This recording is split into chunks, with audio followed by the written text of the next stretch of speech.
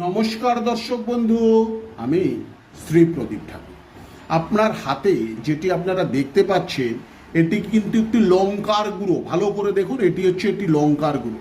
আপনার শত্রু আপনাকে 24 ঘন্টা ডিস্টার্ব করছে। আপনার শত্রু দিনের পর দিন আপনাকে বাণ মারছে, আপনাকে ক্ষতি করছে দিনের পর দিন। কি করবেন? আপনার কাছে অর্থ নেই যে আপনি কিছু করবেন।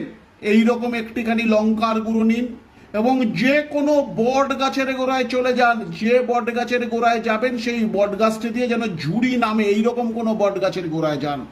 যে মন্ত্রটি বলছি এই মন্ত্রটি বলে এই লঙ্কার গুঁড়োটি বট গাছের ওপর একটু লেপন দিয়ে চলে আসুন।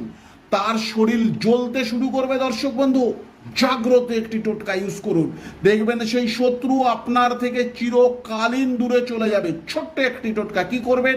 মন্ত্রটা লিখুন, যে কোনো পূর্ণিমার দিন এটি করবেন। একটু লঙ্কার গুঁড়ো, অশ্বত্থ গাছ বা বট গাছ, যদি বট গাছের ঝুড়ি নামে খুব ভালো হবে। বট গাছের ঝুড়ির মধ্যে এটিকে লাগিয়ে দেবেন। মন্ত্রটি লিখুন, ওম উড্ড মহেশ্বরায় শত্রু নাশায়। তারপরে শত্রুর নাম মিলিমিলি ঠং ঠং স্বাহা মন্ত্র বলবেন। আর এই লঙ্কার গুঁড়োটি ওই অশ্বত্থ গাছ অথবা বট গাছের মধ্যে লাগিয়ে দেবেন। 13 বার করে করুন। দেখুন না, সেই শত্রুর নাজেহাল অবস্থা হয়ে যাবে আপনার জন্য। সুস্থ থাকুন, ভালো থাকুন। এটি শত্রু নিধন টোটকা।